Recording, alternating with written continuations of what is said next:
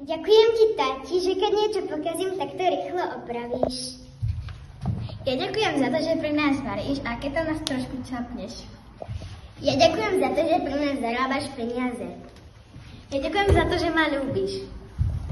Ja ďakujem za to, že nám nakupuješ. Ja ďakujem za to, že ma vezieš do Vinohradu. Ďakujeme! Ďakujem, oco, že ma podporuješ v hudobnom vzdelaní. Ďakujem ti, tato, že chodíš so mnou na plávanie.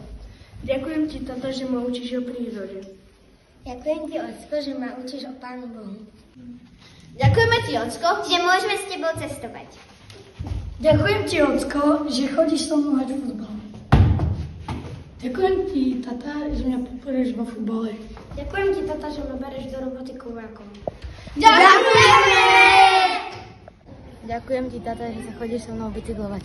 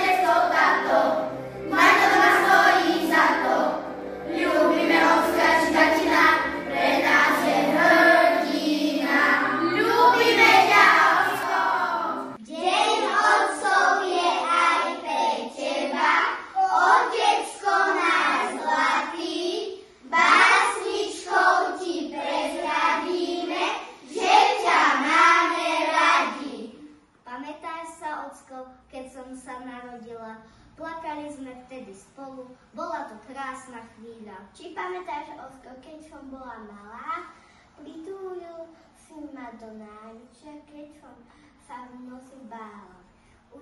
Učil si ma prvé slová, ako sa povie mama. Držal si ma za ruku, keď prvé kročky robila som sama. Čítal si mi rozprávky, čo nemali koniec, snívali sme spolu skôr, než zazvonil zvonec. Keď sme stali pred škôlkou, mal si ocko v očiach slzu, malými krôčikmi do nového sveta videl si kráčať svoju dcérku.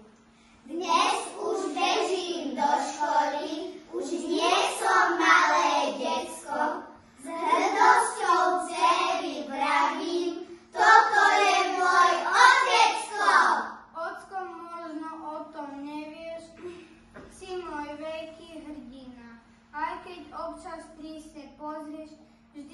teba spolieham, v živote sa nestratím, lebo teba ocko mám.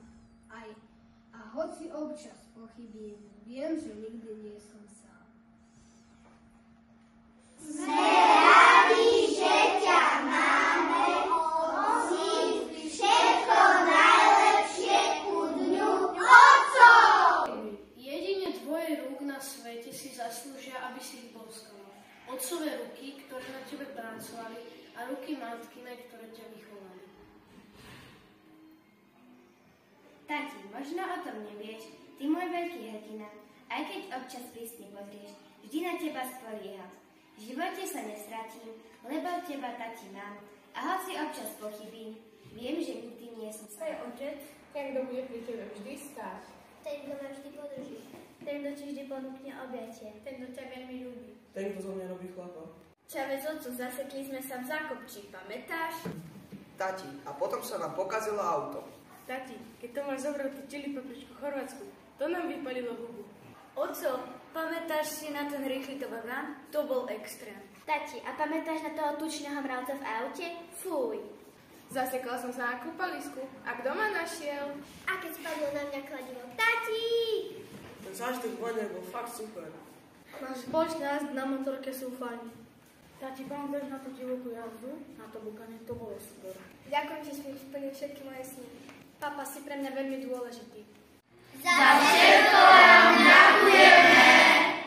Otec to je extra príjemný. S mamou v kuchyni sa striedaš. Všetko viem, na všetko mi odpoviem. Keď sa bojím, uteším ma. Keď som smutná, poteším ma. Mamou za to všetko dal. Je to skvelý kamarát. Môj milý otecko, ja ti idem prijať, aby si sa mohol celý deň smiať. Ja sa polepším, čo budem môcť. Aby si sa nemusel už nikdy mračiť.